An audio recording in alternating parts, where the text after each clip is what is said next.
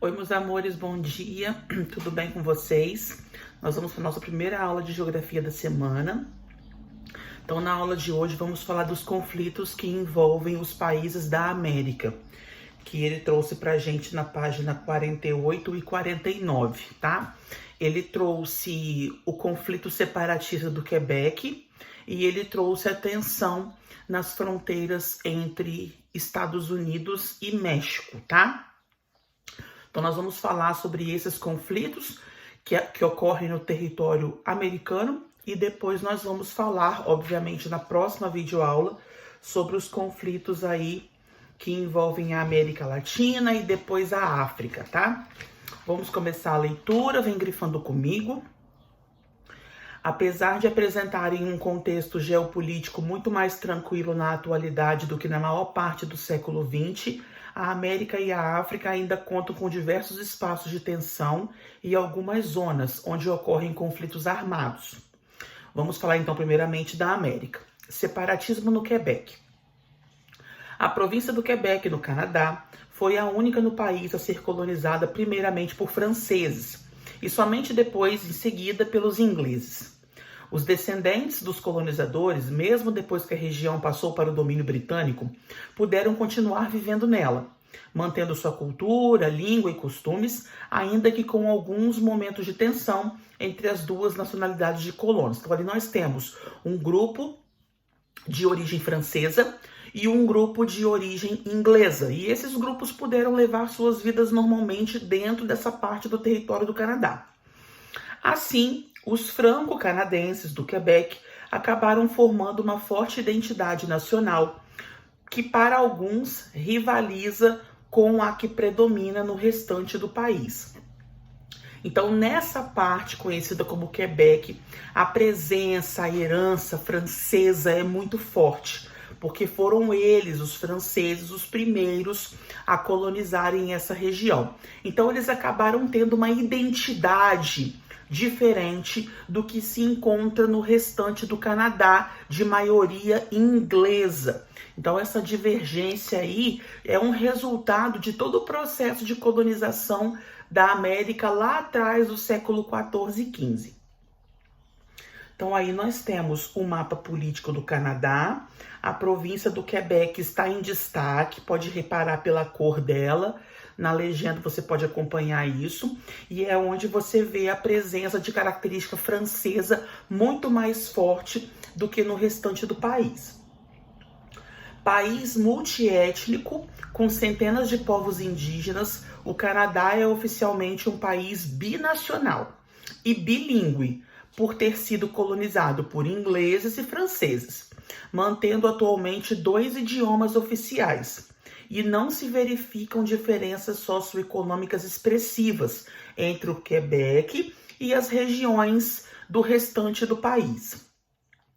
Ao contrário, além de habitar em um dos países mais desenvolvidos do mundo, em termos socioeconômicos, os franco-canadenses gozam de um elevado grau de autonomia política na província. No entanto, ainda assim, uma parcela minoritária, porém, significativa da população defende o separatismo, desejando que a região se torne um país totalmente independente do Canadá. Embora os registros de ações violentas sejam quase insignificantes, ao contrário do que ocorre em outras regiões separatistas do planeta, eventualmente, lideranças políticas mais radicais, quando ascendem a cargos importantes, produzem tensões ao trazer tais questões novamente à tona. Já foram realizados alguns plebiscitos no Quebec, dando à população a prerrogativa de decidir seu destino. No último deles, que aconteceu em 95, a diferença a favor da continuidade da União do Canadá foi inferior a 1%. Então, apesar do Quebec gozar de muita autonomia, de ter uma considerável vida política e econômica super desenvolvida, na maior parte tem esse desejo de se separar definitivamente do Canadá e se tornar um país independente. Esse é um dos conflitos que envolve, então, a América. O próximo que ele trouxe pra gente, que já é um velho conhecido nosso, gente, é as tensões relacionadas à fronteira dos Estados Unidos com o México, né? A construção do muro, que a gente já conhece muito bem essa história. Mas nós vamos ver do que se tratou aqui.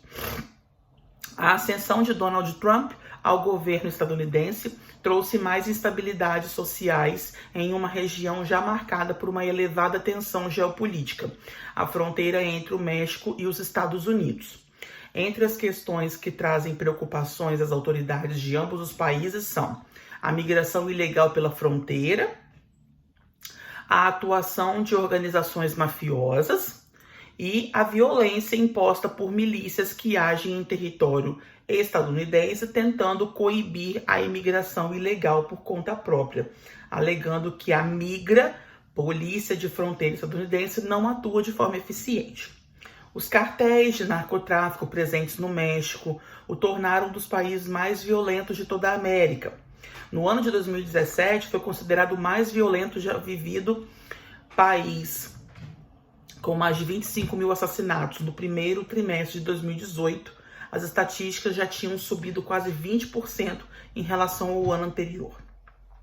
As cidades do norte do país, na fronteira com os Estados Unidos, estão entre as mais violentas. Apesar disso, a migração de mexicanos nas últimas décadas tem reduzido, e o maior contingente que atravessa a fronteira é proveniente principalmente de países como Guatemala, El Salvador e Honduras, e mais recentemente também Nicarágua. No lado estadunidense, o endurecimento da política migratória desde o início do governo de Donald Trump, além de tensões diplomáticas com o governo mexicano, tem produzido tensões ligadas à violação dos direitos humanos.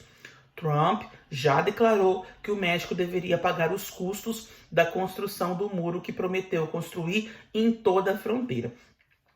Nós já falamos, inclusive, sobre isso nas nossas aulas. Aqui ele trouxe, então, o mapa com toda a fronteira entre Estados Unidos e México, né? Aí nós temos em laranja as barreiras veiculares, né? Para automóveis, caminhões, ônibus. Nós temos as cercas contra pedestres, que são na faixa vermelha. E a parte verde são as zonas fronteiriças sem obstáculos artificiais.